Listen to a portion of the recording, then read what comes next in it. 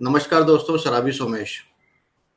ये शराबी शब्द मैं शुरू हाय में सोमेश बोलता हूँ। सर। हाय दादा। नमस्कार सभी का बहुत बहुत आभार। और नेपाल ग्रुप का बहुत बहुत आभार। तो आज ये जो टॉपिक दिया है, first drink does the damage, पहला घूंट घातक। मैं वही बोलता हूँ, मैं शराबी सोमेश। और ईश्वर की कृपा है, फेलोशिप का साथ है, मुझे आज इस जहरीले घातक घूंट से बचा के रखा है। और पीने का कोई विचार भी नहीं आया।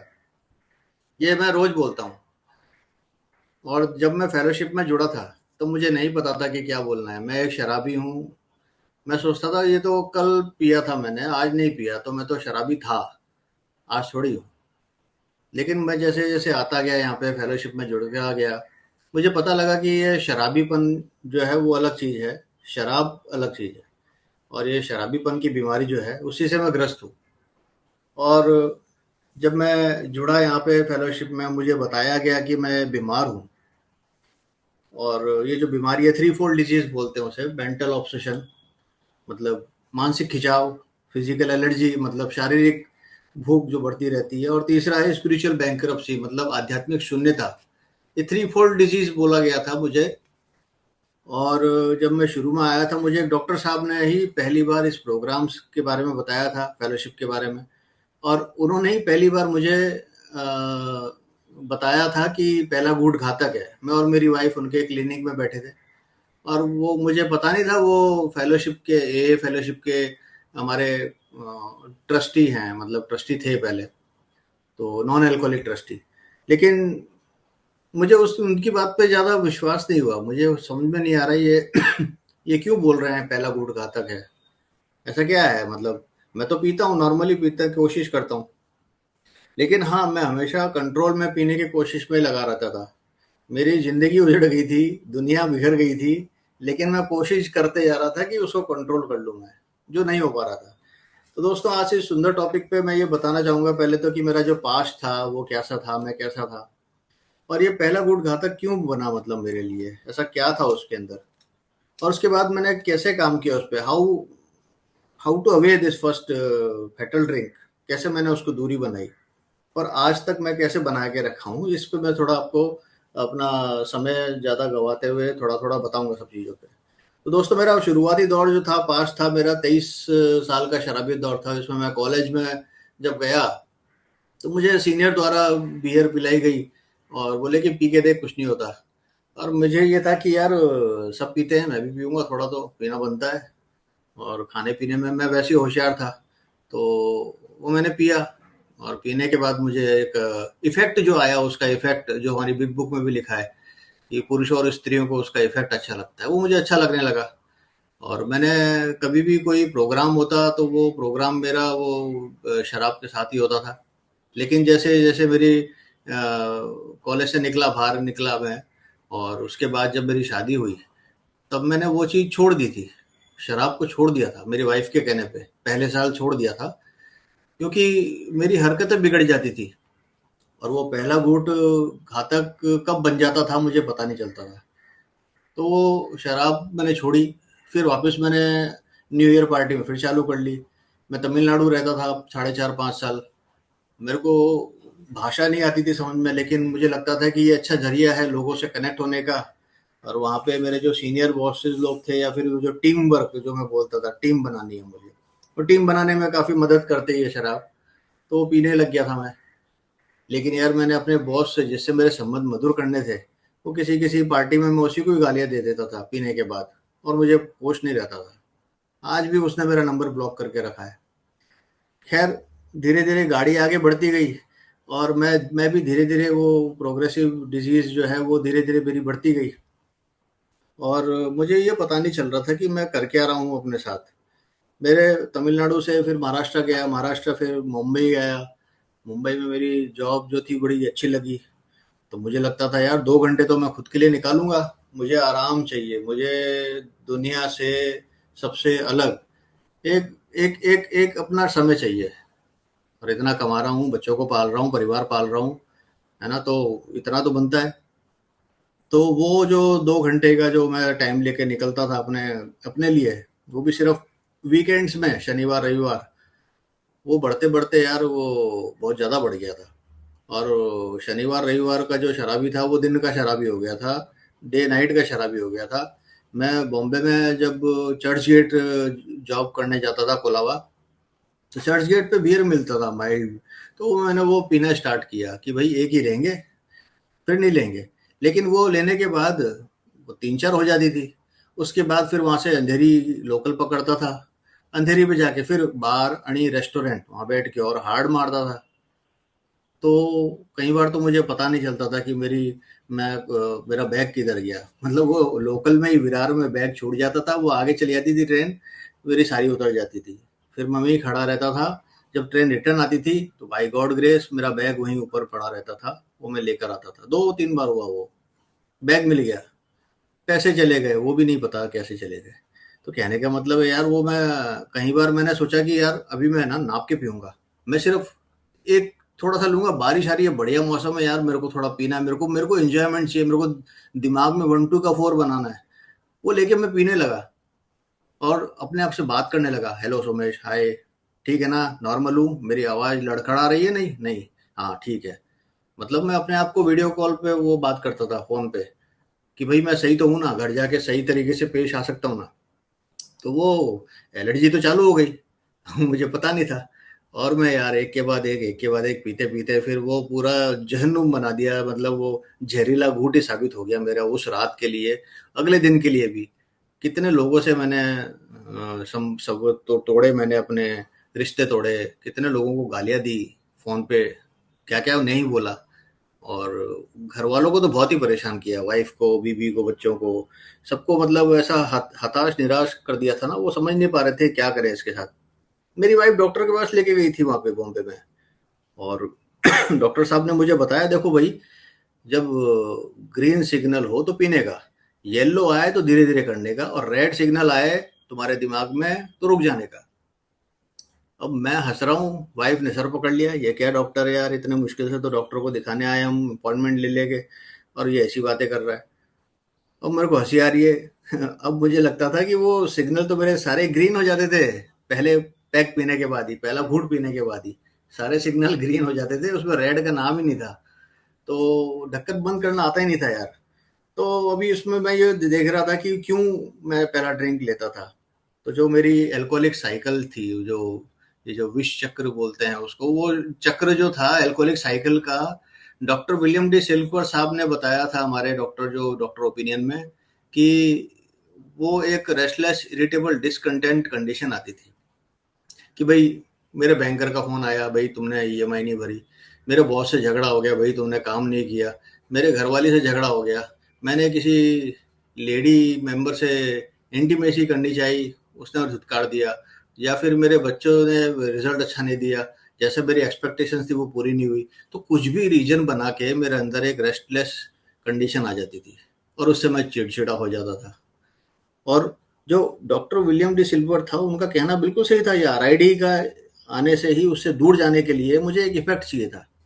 मतलब मैं ऑफिस से निकलता था चूहे जैसे, और सोचता था 2 पैग मारूंगा लिटिल लिटिल, और हैप्पी आवर्स में तो और भी अच्छा मिलेगा, चखना फ्री, और उसमें मैं जाऊंगा और एक मस्त इफेक्ट लेके मोर के जैसे नाचूंगा।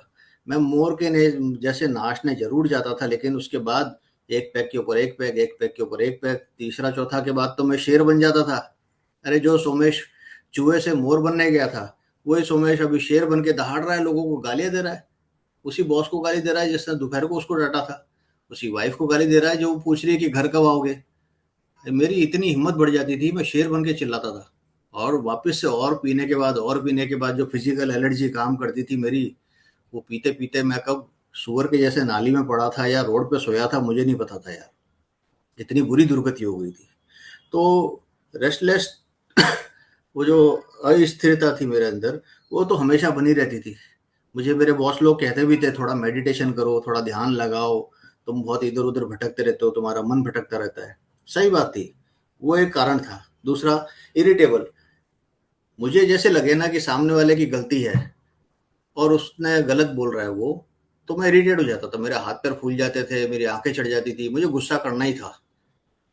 या तो मैं उस जगह से हट जाऊं, या फिर मैं गुस्सा करूं। मैं गुस्सा ही करता था, हटता नहीं था। क्यों? क्योंकि मैं सही हूं, तू गलत है, अपनी गलती मान।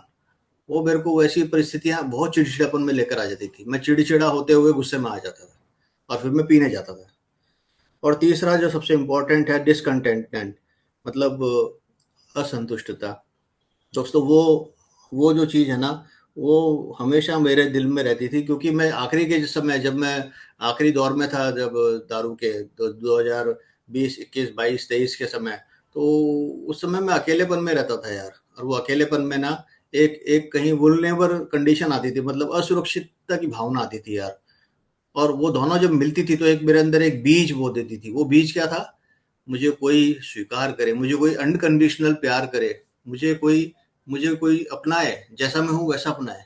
मैं दारू पीना चाहता हूँ तो मुझे पीने दे, मैं गाली दे रहा हूँ तो मुझे दाने देने दे, मैं बारिश में नहाना चाहता हूँ तो मुझे भीगने दे। ऐसे कोई प्यार करे मुझे। और उस प्यार की चाहत में मैं कहाँ कहाँ लोगों को ढूंढ रहा था मुझे नहीं पता। ऑफिस में, घर में, बाहर, इधर उधर पागलों जैसे ढूंढ रहा था। घर में फैमिली है, परिवार है, लेकिन मुझे वो एक एक एक अनकंडीशनल प्यार जो करने वाला दोस्त या फिर कोई कलीग मिल जाए। जैसी नज़रों से नज़रें मिलती थी ना, वो नज़रें मिली, दिल धड़का, है ना, मेरी धड़कन ने कहा लव यू राजा। वो वाली बात याद आ जाती थी और मैं फिर उसके पीछे हफ्ता, 2 हफ्ता, 4 हफ्ता, 5 हफ्ता इंटीमेसी के लिए ढूंढता था। डिसकंटेंटेड था ना।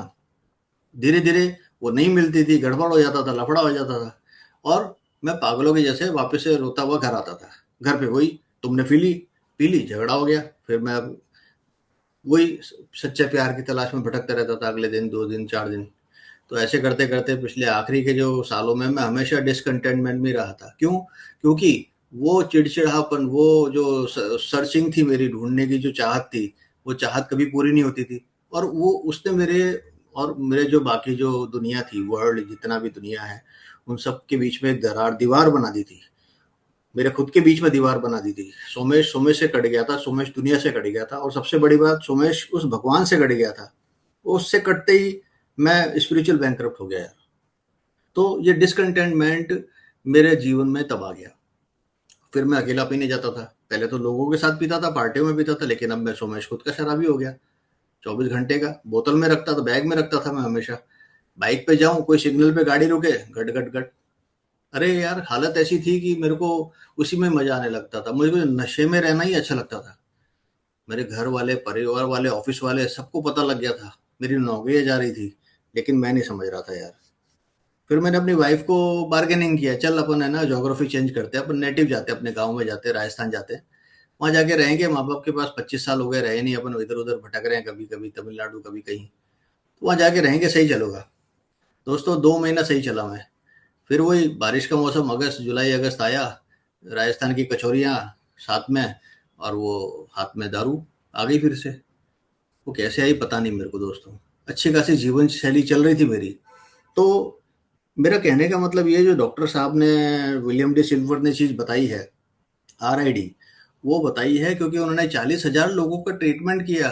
वो भी hopeless condition of state of mind और बॉडी में थे जो लोग, जो बिल्कुल निराशाजनक स्थिति में हॉस्पिटल आते थे, तड़पते रहते थे, मरने के मोड़ पे रहते थे। उनका जब उन्होंने इलाज किया 40,000 लोगों का। मेरे तो इतने दुनिया में कोई जान पहचान के नहीं है। मेरे तो 2-3 हज़ार तो फेसबुक पे होंगे, 2-3 हज़ार लिंक्डइन पे होंगे, बस वही मेरी दुनिया है। यार, उस बंदे ने 40,000 ऐसे लोगों का ट्रीटमेंट किया जो बिल्कुल निराशाजनक स्थिति में थे। तब उन्होंने वो निष्कर्ष निकाला कि ये आरआईडी फैक्टर है, रेस्टलेस डिस्कंटेंट, जो आपको वो एक अच्छा इफेक्ट देने के चक्कर में शराब की साइकिल में स्प्री, स्प्री जो वर्ड यूज किया था उन्होंने, वो स्प्री में आते हो, उसके बाद बाद में हमेशा परेशान रहते हो, दुखी रहते हो। वो साइकिल चल जाती है अल्कोहलिक की। फिर 2-3 दिन बाद वापस से हुई। लेकिन वो जो चीज थी ना यार, मेरे अंदर मेरे अंदर भी थी। जब मैं डिटॉक्सिकेशन के लिए गया था डॉक्टर के पास, डॉक्टर साहब ने मुझे बुलाया, पहला घूंट घातक। मेरे को नहीं समझ में आया। लेकिन जब मैं फेलोशिप से जुड़ा, यहाँ पे दूसरे शराबियों से मिला, उन्होंने जब मुझे बताया पहला घूंट घातक है, keep coming back one day at A time, की आते रहो, ये स्लोगन्स जब बताए, तब थोड़ी दिमाग में हिट हुई कि यार ये। और दूसरी बात, मैं बहुत ही ह्यूमिलेशन में था, मैं बहुत ही इतना ज़्यादा अपना रॉक बॉटम कर चुका था।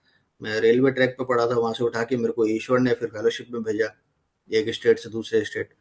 तो बहुत ही बुरी स्थिति थी यार। तो आज की तारीख में मैं ये कहना चाहूँगा कि मैं थोड़ा आगे और बढ़ा जब मैंने बिग बुक पढ़ी, बिग बुक पढ़ते-पढ़ते मुझे 2 एग्ज़ाम्पल मिले जिम और फ्रेड के। जो जो मतलब जिम तो उसमें कहा है कि जिम जो है बहुत ही उसकी चार्मिंग वाइफ थी, अच्छी फैमिली थी। 35 साल के बाद उसने चालू करी थी दारू पीना। तो उसको ऐसा क्या हो गया था? वो तो उसको लग रहा था कि सब ठीक चल रहा है, लेकिन वो लॉस्ट हो गया था, है ना? अच्छी फैमिली होने के बावजूद भी वो शराबी बन गया था, अल्कोहलिक बन गया था और वो एए से जुड़ भी गया था। फिर उस जैसे ही एए से जुड़ा, उसको लगा सब ठीक चल रहा है कुछ समय के लिए, लेकिन वो अपनी आध्यात्मिकता के सफर को ठीक से नहीं चला पाया। आध्यात्मिकता के सफर को मतलब स्पिरिचुअल ग्रोथ ही नहीं कर पा रहा था वो। उसको बस वो आ रहा था, मीटिंगों में जुड़ रहा था। लेकिन थोड़े दिनों बाद उसको कुछ चिड़चिड़ाहट आई कि यार मैं मालिक से नौकर हो गया। वो चिड़चिड़ाहट मेरे अंदर भी आई थी जब मैंने 15 महीने की सोब्राइटी में यहाँ पे जहाँ मैं रहता हूँ, वहाँ पे हमारे पुरानी कंपनी जहाँ मैं 10-12 साल काम किया, वर्ल्ड की रिनाउंड कंपनी है। लाइफ टाइम अचीवमेंट अवार्ड के लिए लोग आए थे यहाँ पे। मुझे बोला आप इधर ही हो, तो आ जाओ मिलने। मैं गया अपने टू व्हीलर पे, क्योंकि फोर व्हीलर तो बेच चुका था। और मैं छोटी सी कंपनी में, लाला कंपनी में, परमिशन लेके गया मालिक से पूछ के, सर जाऊं क्या 2 घंटे के लिए? बोले जाओ। वहां देखा सब गाड़ी में सूट बूट टनाटन होके मेरे साथ वाले यार खड़े हैं, उनको 20 साल 25 साल का लाइफ टाइम अचीवमेंट अवार्ड मिल रहा है, और मैं घुग्गू बन के बाहर गेट से देख रहा हूँ। 15 महीने की सोबराइटी थी। तब मेरे दिमाग हिल गया यार, दिमाग ही हिल गया, ये लोग कहाँ पहुंच गए, मैं कहाँ पहुंचा हूँ। मेरे को रोना आ रहा था। मैं वापस जब एक्टिवा पे आ रहा था, तो मेरे को आंसू आ रहे थे, और मेरे को चाहिए था कोई फिजिकल मेंबर, क्योंकि ऑनलाइन मीटिंग मैंने ज्यादा करी है।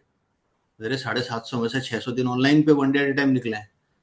तो मेरे को उस समय रियलाइज हुआ फिजिकल मेंबर की कितनी वैल्यू होती है यार, मुझे वो चाहिए था। और मैंने बात करी, बिला बैठा, तब जाके थोड़ी ठंडक मिली। लेकिन उस दिन मेरे को ये पता लग गया कि मेंबरों की वैल्यू क्या है, और दूसरा सबसे बड़ा आभार क्या है मेरी जिंदगी में, कि मैं शराब के जहरीले घूंट से दूर हूँ। ये बहुत बड़ा आभार है मेरी जिंदगी में, वो उस दिन पता लगा। तो ये जो जिम था ना, मैं वापस इस पे आता हूँ, जब जिम था, उसको ये लगा कि यार मैं तो ओनर था, अभी उसका सेल्समैन बन गया हूँ। तो वो थोड़ी उसके अंदर चिड़चिड़ाहटपन आई थी, लेकिन इतनी सीरियसली नहीं आई थी। वो किताब में भी लिखा है, वो नहीं आई। लेकिन उसके बाद फिर ऐसा क्या हो गया कि उसके अंदर फुलिश एक आइडिया आया, मूर्ख विचार आया कि वो दूध के संग विस्की पी ले। सेम चीज, अच्छा अपना दूसरा भाई है फ्रेड, फ्रेड के साथ भी ऐसे ही हुआ था। अच्छा खासा हैप्पीली मैरिड लाइफ थी, एकदम मतलब पार्टनर था वो बड़ी अकाउंटिंग फर्म में, और एकदम सक्सेसफुल बिजनेसमैन था वो, और एक अच्छा फादर था वो, अच्छे बच्चों का अच्छा फादर था। अट्रैक्टिव पर्सनैलिटी थी उसकी। लेकिन वो वॉशिंगटन गया, मीटिंग हुई, सबको टाटा बाय बाय बोला, होटल के रूम में गया, कपड़े चेंज किए, लोअर और टी शर्ट पहनी, मस्त एकदम टनाटन फ्रेश होके निकला। निकलते ही उसके दिमाग में एक विचार आया। देखो, उसी के मन में भी फुलिश आइडिया आया था, इसके मन में भी एक विचार आया, कॉकटेल। उसके बाद वो गई भैंस पानी में, पहला घूंट घातक। दोनों के केस में वो आइसलम पहुंच गया, ये हॉस्पिटल पहुंच गया। तो इस पे तकलीफ क्या आई, क्यों क्यों उन्होंने बार बार पी? क्यों? तो मैंने जो ये देखा है यार, वो मेरे अंदर भी वैसे ही आता था। मेरा भी सुंदर परिवार था, one of the largest company, उसमें मैं काम करता था। वो भी एक नहीं, चार पांच सब छूट गई। तो फिर मेरे अंदर ऐसी क्या तकलीफ थी? मुझे लोगों ने पूछा भी, मेरे बॉस ने पूछा, मेरी वाइफ ने पूछा, दोनों ने साथ में इकट्ठे पूछा कि भाई क्या तकलीफ है। मैं भी एकदम ब्लैंक। तो ये पेज नंबर 42 पे भी यही लिखा है, एकदम ब्लैंक स्पॉट हो जाता है। ब्लैंक स्पॉट जैसे ही आता है ना, उस समय वो ऑब्सेशन हावी हो जाता है।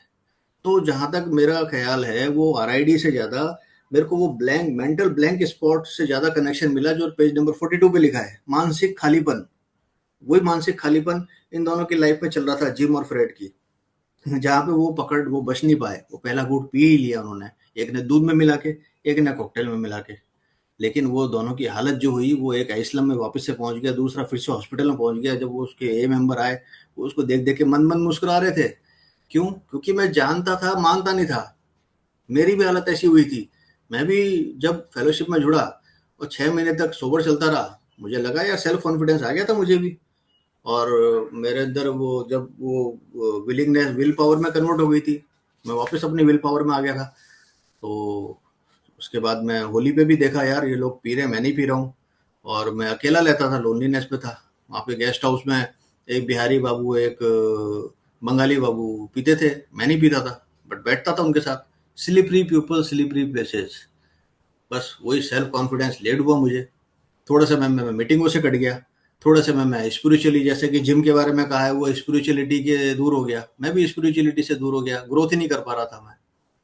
मीटिंगों से दूर, मेंबरों से दूर, स्पॉन्सर से दूर। स्पॉन्सर तो खैर मेरे बने ही नहीं थे, लेकिन मैं सबसे कट गया, फेलोशिप से सर्कल से बाहर आ गया। बाहर आया, खाली दिमाग हो गया, मेंटल मेंटल वो ब्लैंक स्पॉट आते ही ऑब्सेशन घुस गया। और मैंने थोड़ी सी, मेरे को लगा जयपुर में, मतलब मेरे जहाँ रहते थे घर पे, जो मेरे परिवार को मैं बॉम्बे से लेकर घर गया था, फिर मैं अकेला चला गया बाहर। वहां पे वो बन नहीं रही थी, माँ बाप ने बच्चों को, वाइफ को बाहर निकाल दिया था, तो मेरे अंदर हिलावट आई थी थोड़ी। लेकिन मैं जानता हूँ वो मेरे को अभी नहीं पता कि मैंने वो स्टेशन पे खड़े होके बोतल में मिक्स करके क्यों पी ली थी। उसके बाद देखा मैं, तो यार ये तो अच्छी बात है, किसी को पता ही नहीं, मीटिंग भी कर रहा हूँ, पी भी रहा हूँ। और वही हालत थी, जो 2 महीने बाद मेरे अंदर ऐसी हिलावट आई, ऐसी पीता रहा पीता रहा पीता रहा, पीते पीते मैं अपने आप को रेलवे ट्रैक पे लेके चला गया, मरने चला गया। मेरे से जिंदगी नहीं संभल रही। संभलेगी कैसे? मुझे पता ही नहीं चल रहा था कि ये क्यों हो रहा है। खैर, क्यों हो रहा है वो नहीं जानना मेरे को। क्यों का सवाल नहीं है, सवाल है कैसे ठीक हूँ मैं, कैसे क्या करूँ मैं। तो वो मैं आपको बताऊँ ना, उसके लिए सिंपल सी बात है, स्पिरिचुअल प्रोग्राम फॉलो करना है, सबसे सिंपल। स्टेप 5 में, पेज 75 में लिखा भी है कि वो जो फीलिंग है ना, फीलिंग मतलब आपके अंदर जो विचार आते हैं, वो एकदम से डिसअपेयर हो जाएंगे, चले जाएंगे, पीने के जो विचार आते हैं 5वां कदम करते ही। जब ये मैंने सुना, तो मैं स्पॉन्सर को ढूंढने लग गया। पकड़ा, स्टेप वर्क किए, फिर पकड़ा। मतलब मेरी लाइफ में 5वें स्पॉन्सर हैं जो भी पकड़े हुए हैं, बाकी पकड़े में नहीं आ रहे थे, भागे जा रहे थे। मेरी लाइफ भी चली जा रही थी, 3 जॉब छूट गई, 3 स्टेट छूट गई। कभी मैं झारखंड रहता था, कभी मैं सिलीगुड़ी रहता था, कभी मैं कच्छ में रहता था, भुज में, कभी मैं कलकत्ता रहता था, कभी मैं एमपी में रहता था, कभी गुड़गांव में शिफ्ट किया। मतलब कहने का मतलब है यार, अपना घर भी, परिवार भी चलाना है, वो भी देखना है, नौकरी इस तरह की है मेरी, तो क्या करूं मैं। ईएमआई है, लोन है, जो पहले बड़े बड़े वांट्स बना के रखे थे, अब उसको नीड्स में लाने के लिए टाइम तो लगेगा। ये तो है नहीं कि ग्राफ एकदम से नीचे लाइन खींच दूं, चलो भैया झुग्गी झोपड़ी पे रहेंगे अपन। लेकिन आज के दिन मैं जो देख पा रहा हूँ, उसको कैसे कैसे कवर अप किया मैंने, वो पहले घूंट से कैसे बचा रहा। आरआईडी पकड़ लिया मैंने, आरआईडी नहीं आनी है। और भी एक चीज और पता लगी यार, आज ही मैंने एक मेंबर से बात करी थी। वो बेचारा 6 महीने की सोब्राइटी के बाद फिर से गिर गया। उससे पूछा मैंने क्या हो गया था, बोला कि कुछ नहीं यार, वो मैच चल रहा था, और वो मैच का इंडिया का बैटिंग हो गया था और न्यूजीलैंड का बैटिंग आना था। बोला थोड़ा तो घूम कर आता हूँ, वहाँ बैठ के दोस्त लोग पी रहे थे, मैं चला गया। बैठा रहा बैठा रहा बैठा रहा, बैठने के बाद वापस आते लगा, रास्ते में वापस से यू टर्न लेके गया और पी ली। तो ये क्या था, ये क्या था, ये अच्छी खासी जिंदगी चल रही थी उसकी, अच्छी खासी जॉब चल रही थी, घर परिवार था। तो ये वही था जो जिम और फ्रेड के साथ हुआ था। वो यू टर्न क्यों लिया? क्योंकि वो मेंबरों से दूर हो गया था, मीटिंगों में नहीं आता था। तो यार मेरे हिसाब से तो आज के दिन मैंने तो ये देखा है कि मीटिंगों से जुड़े रहना है, मेंबरों से जुड़े रहना है, और भगवान से जुड़े रहना है। प्रार्थना करते रहनी है कि ट्राई करूं, मैं क्या ट्राई करूं, मेरे को फियर जो आते हैं, फियर से फेथ में कैसे उसको कन्वर्ट करूं, उसके लिए ट्राई करना है। नहीं होता, फेल होता हूँ मैं। मेरे को रिजर्नमेंट से, मेरे रिजर्नमेंट आते हैं, रिजर्नमेंट आते हैं, तो उसके उसके लिए मुझे माफ़ी माफ़ी देनी है, माफ़ी मांगनी है, फॉरगिवनेस माना है। वो भी नहीं होता है, उसमें भी फेल होता हूँ मैं। हर बार फेल हो रहा था मैं, हर बार मुझे गुस्सा आ रहा था, हर बार मुझे रिजर्नमेंट आ रहे थे। लेकिन मैं ट्राई करता गया, क्यों? क्योंकि मुझे कीप कमिंग बैक बोला गया। मैं आता रहा यहाँ पे, मैं जुड़ता रहा। मेरे स्पॉन्सर नहीं थे, मेरे कोई बिग बुक नहीं पड़ी थी, मेरे कोई स्टेप वर्क नहीं किए थे, लेकिन मैं फिर भी कैसे वो जहरीले गुट से, मेंटल ऑब्सेशन से बचा रहा, क्योंकि मैं जुड़ा रहा। मेरे अंदर एक चाहत थी, वो डिजायर टू स्टॉप ड्रिंकिंग की जो चाहत थी, वो जो बीज बोया था मेरे अंदर, वो धीरे धीरे विलिंगनेस, ऑनेस्टी, ओपन माइंड में कन्वर्ट हो गया। और वो बढ़ता रहा यार। वो पहले दिन जब मैं शराब के जहरीले गुट से दूर था, जो मैं अभी भी हूँ, 2 साल के ऊपर हो गया, तो मैं ये कहूँगा कि वो जो स्पिरिचुअल एक्सपीरियंस है, वो पहला स्पिरिचुअल एक्सपीरियंस है कि मेरा भगवान ने मुझे मेरे मेंटल ऑब्सेशन से दूर रखा है। और वो आज भी दूरी पे हूँ मैं, और आज भी मैं उस पर काम कर रहा हूँ। वो जो कहते हैं ना, स्पिरिचुअल ग्रोथ बहुत जरूरी है, spiritual growth. I can't we can. मैं रहूंगा तो पी लूंगा, सब रहेंगे तो शुभ रहेंगे। तो ये सबसे बड़ा सीधा विचार है। मेरे को किसी से द्वेष भावना नहीं रखनी है। सब बीमार हैं, सबके साथ लेके चलना है। और उसके कारण मेरे घर परिवार में भी संबंध अच्छे हो रहे हैं। मेरी वाइफ जो है, मेरे को देख देख के वो भी एलेनॉन ज्वाइन कर लिया, और उसने देखा कि इतना सिंपल तरीका है ये स्पिरिचुअलिटी का। ना कहीं पहाड़ पे जाना, ना किसी बाबा के उधर जाना, ना किसी गंगा में वो डुबकी लगानी। सिर्फ 12 कदमों का प्रोग्राम है और मेरा हस्बैंड कर रहा है, वो चिल्लाती है, मैं चुप रहता हूँ, स्वीकार कर लिया मैंने अभी। तो ये एक्सेप्टेंस की भावना जो आई है ना, ये उसने मेरी ज़िंदगी को सिंपल बना दिया। और एक चीज़ और कहूँगा दोस्तों, इसमें जो है प्रिंसिपल ओवर पर्सनैलिटीज़। मैं पर्सनैलिटी अपने आप के लिए कह रहा हूँ कि मैं खुद पर्सनैलिटी बन गया था, वहाँ फँस गया था मैं कर लूँगा। वही सेल्फ नॉलेज और जो मेरे में सेल्फ कॉन्फिडेंस आ गया था ना, जब मैं स्लिप हो गया था। मैंने डॉक्टर साहब को जाते ही बोला था कि वापस गया, मैं वापस डिटॉक्सिकेशन के लिए गया था। डॉक्टर साहब बोले, क्या हो गया तेरे को, क्यों पी ली? बोला, सर कॉन्फिडेंस आ गया था। बोले, वो तो आना ही नहीं चाहिए। मैंने सर पकड़ लिया, यार लोग बोलते हैं कॉन्फिडेंस रखो, ये बोलते हैं कॉन्फिडेंस नहीं आना चाहिए। फिर एक और भाई थे, वो हॉस्पिटल में आते थे, बिल बुक की स्टोरी सुनाते थे, और वो उन्होंने बताया मेरे को कि यार सेल्फ कॉन्फिडेंस से क्या होता है ना, सेल्फ प्राइड आ जाता है। और वो जैसे ही सेल्फ प्राइड आ जाता है, मैं बहुत हूँ, मैं अहम ब्रह्मास्मि, मैं अपने आप में खुदा बन जाता हूँ। और वो एक पर्सनैलिटी बन जाती है मेरे अंदर ही, जो कि मेरे को इन स्पिरिचुअल प्रिंसिपल से दूर कर देती है। तो जहाँ तक बात है प्रिंसिपल्स ओवर पर्सनैलिटी, ये दूसरों की बात नहीं है, मेरी खुद की बात भी है। और वो मुझे उस मेंटल ब्लैंक स्पॉट से दूर रखती है। कौन? प्रिंसिपल, स्पिरिचुअल प्रिंसिपल्स, वो मेरे को आज भी रखे हुए हैं। जैसे ही मैं इससे दूर हो जाऊंगा स्पिरिचुअल प्रिंसिपल से, अपने आप को पर्सनैलिटी बना लूंगा, अपने आप में हो जाऊंगा सेल्फ नॉलेज के साथ, तो वो कहीं ना कहीं से आ जाएगा, फिर मैं बोलूंगा पता नहीं यार कैसी पी ली। तो ये मैंने देखा है फेलोशिप में जुड़ के, बाकी भाइयों की शेयरिंग सुन के, कि कहीं ना कहीं आरआईडी, जरूरी नहीं आरआईडी को ब्लेम करूं मैं, मेरे अंदर एक और चीज है, वो ब्लैंक स्पॉट, उससे मुझे दूर रहना है। और उसके लिए मुझे स्पिरिचुअल ग्रोथ पकड़नी है, क्योंकि वो खालीपन को, मेरे अंदर हायर पावर जो है, जो उससे भी शक्तिशाली है, मेरे ऊपर जो शक्तिशाली है, वो चतुर चालाक मायावी शराब, उससे भी ऊपर शक्तिशाली है उच्च शक्ति। वो ही कर सकती है यदि करने दूँ तो वो जब आ जाती है ना, तो वो ब्लैंक स्पॉट भर जाता है मेरा। और वो ब्लैंक स्पॉट किस में कन्वर्ट हो जाता है? वो ब्लैंक स्पॉट कन्वर्ट हो जाता है ग्रेटिट्यूड में, प्रेयर्स में, और भाइयों की सेवा करने के लिए। तो ये दूसरों को ब्लेम करना बहुत आसान था, लेकिन आज मैं दूसरों को ब्लेम करना बंद कर दिया। वो कहते हैं ना, दूसरों की जय से पहले मन विजय करें। तो मन विजय कैसे करेंगे? मन विजय करने के लिए सरेंडर टू विन। मैं खुद को मैं खुद को अपने को समर्पित कर दूंगा, समर्पण कर दूंगा, हार मान लूंगा, तभी मेरी मन की विजय होगी। मेरी विजय नहीं होगी, मैं कौन हूँ, मैं तो सेल्फ विल हूँ। मेरे मन की विजय होगी। मेरा मन मतलब गॉड विल, जो मेरे डीप इनसाइड, कहीं डीप डाउन अंदर है, वो जिसकी आवाज़ मैं सुन ही नहीं पाता था। अभी आप लोगों की शेयरिंग्स में सुनता हूँ ना, तब मुझे कनेक्शन मिलते हैं ना। वो कौन सुनता है? वो मैंने सुनता हूँ ओपन माइंड से। मेरे अंदर डीप इनसाइड जो ईश्वर है बैठे हैं, मेरे अंदर जो एक अंतरात्मा है, वो जो जो आध्यात्मिक शून्यता की तरफ उसको मैंने मार मार के अपनी आत्मा को कचोड़ दिया है, वो सुनती है। और वो आपकी बातें सुन के अंदर अभी तंदुरुस्ती महसूस कर रही है, ग्रो हो रही है वो। तो यार उसी को ग्रो करना है। मन विजय करूंगा तब अपने आप को हटाऊंगा मैं। तो आज के दिन यार इस जहरीले गुट से दूर होके मुझे एक बहुत ही सुंदर जीवन मिला है। और वो जहरीला गुट ही है, वो तभी मैं यहाँ बोल पा रहा हूँ। वो पहले तो बोल भी नहीं पाता मैं जो सेवा कर रहा हूँ। मेरे को यहाँ पे होम ग्रुप है, उसमें मुझे चेयरपर्सन बनाया गया है। तो ये सब नहीं मिलता मुझे यदि वो जहरीला गुट मेरे पास होता, तो कुछ भी नहीं मिलता। बस बात पैसे की नहीं है, बात है शांति की, सेरेनिटी की, जो मुझे मिला है। पैसे तो यार वो तो भौतिकता से तो कोई इसका संबंध ही नहीं है। वो मुझे भी बहुत देर बाद समझ में आया। इसका है मन सीधा शांति से, आध्यात्मिकता से। और वो सेरेनिटी कैसे आती है? जब मैं एक्सेप्टेंस में आ जाता हूँ। तो बहुत सारी चीज़ें हैं आगे, वो आगे की चीज़ें कब कर पाऊँगा? जब मैं शक्तिहीन मानूंगा और मेरी ज़िंदगी अस्वस्थ हो गई है, पहला कदम 100% लूँगा। उसके बाद ही मैं अपने बाकी डिफेक्ट्स ऑफ करेक्टर हटाने के लिए क्या कहते हैं वो, मैं रेडी, एंटायरली रेडी। वो भी 100% ही होना है, वो बात की बात है। तो आज आज जो मैं काम करता हूँ अपना, वो जो मुझे मिला है, वही मैं आगे पास ऑन करने की कोशिश करता हूँ। तो बस इतना ही शेयर करूँगा। बाकी आपने मुझे बोलने का मौका दिया। और सबसे बड़ी बात है, पहला वुड घातक है, उसके पीछे सिर्फ आरआईडी नहीं है, वो मेंटल ब्लैंक स्पॉट है। और वो मेरे जैसे शराबियों को बहुत ही तंग करती है। जब सुंदर परिवार होता है, सुंदर जॉब होती है, सब कुछ अच्छा चल रहा होता है, फिर भी मैं पी लेता हूँ यार। पी के फिर कंट्रोल नहीं होता, फिर वो फिजिकल एलर्जी अपना काम कर देती है, और मैं स्पिरिचुअली बैंकरप्ट हो जाता हूँ। मेरे को ये लगता था कि मैं स्पिरिचुअली बैंकरप्ट हूँ, इसलिए मैं रिजर्नमेंट और फियर में जी रहा हूँ, लेकिन यहाँ उल्टा है।